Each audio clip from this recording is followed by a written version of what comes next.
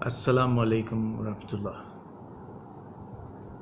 اعوذ باللہ من الشیطان الرجیم، بسم اللہ الرحمن الرحیم۔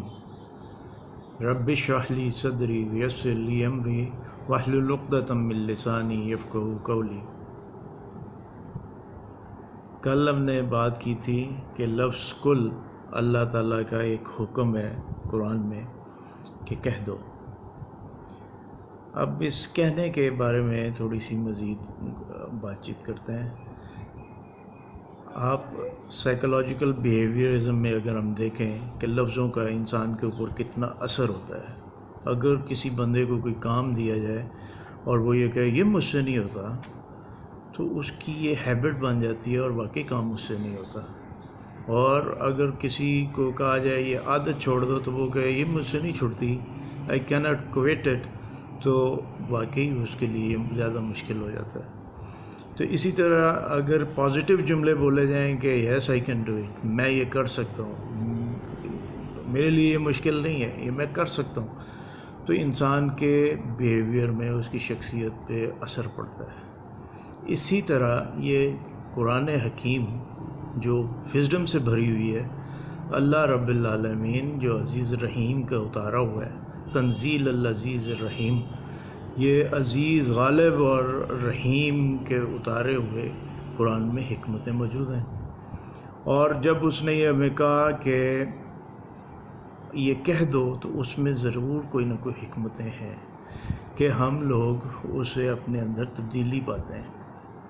کل ایک آیت جو کہ میری فیورٹ آیت زندگی کی بن گئی، اور میں جیسا بھی ہوں یہ کہتا ہوں کہ میری نماز، میری قربانی، میرا جینا، میرا مرنا اللہ رب العالمین کے لیے، اور اس پر ہمیں شرم اس لیے نہیں آنی چاہیے کہ ہمیں سب کو یہ پتہ ہونا چاہیے کہ جب کوئی ایک بڑا کسی سے کہے کہ کہو، تو دنیا میں ظاہر ایکسپیکٹ کیا جاتا ہے کہ وہ اس کے فالوورز یا اس کے اسٹوڈنٹس اس کو دہرائیں۔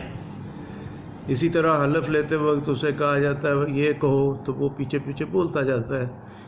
اسی طرح جب اللہ جو عزیز اور رحیم ہے، جب وہ یہ کہتا ہے یہ کہو، تو یقیناً اس میں کوئی تو بات ہے جس سے کہ وہ ہماری زبان سے سننا چاہتا ہے، اور پھر اس کی دل کی صداقت وہ بعد میں جانچے گا کہ کیا کوئی ان لفظوں کے اوپر پورا اترا بھی کہ نہیں۔ البتہ جہاں تک کہنے کی بات ہے تو یہ ہمارے اوپر لازمی ہے، اس بات کے اوپر بات ہوئی تھی۔ تو یہ زندگی کا نچوڑ جو کہ عبادت ہے، قرآن پاک میں اللہ تعالیٰ نے بتایا کہ تمہیں انسانوں کو اور جنوں کو سوائے اس کے اور کسی مقصد کے لیے پیدا نہیں کیا کہ میری عبادت کریں۔ اب عبادت کا ڈکلریشن، یا آپ یہ کہہ لیں اپنا اعتقاد دکھانے کے لیے، اللہ تعالیٰ نے ہمیں رسول اللہ صلی اللہ علیہ وسلم کو پہلے گفتگو کرتے ہوئے، کلام بھیجتے ہوئے یہ کہا آپ کہہ دیں کہ میری نماز، میری قربانی، میرا جینا، میرا مرنا اللہ کے لیے ہے۔ اس دنیا میں بھی کوئی کسی سے محبت کرتا تو وہ کہتا ہے کہو ایک دن کہ جو کچھ بھی ہمارا ہے سب تمہارا ہے۔ تو بات یہ ہے کہ اللہ ہم سے یہ بہت پسند کرتا ہے کہ ہم اللہ کے بندے یہ کہیں کہ ہم اللہ کے ہیں۔ تو یہ تھا پرپز آف لائف کہ بندہ یہ ڈکلیئر کر دے کہ میرا جینا، میرا مرنا اللہ کے لیے۔ اور اب میں نے آپ سے یہ کہا کہ آپ بھی یہ کہیں، کیونکہ یہ ہمارا رب کہتا ہے، اور رسول اللہ صلی اللہ علیہ وسلم نے ہمیں التحیات للہ والصلوات والطیبات میں ہر نماز کے دوران یہ سکھایا کہ یہ بولا کرو کہ میری تمام زبانی، بدنی اور مالی عبادتیں سب اللہ کے لیے ہیں۔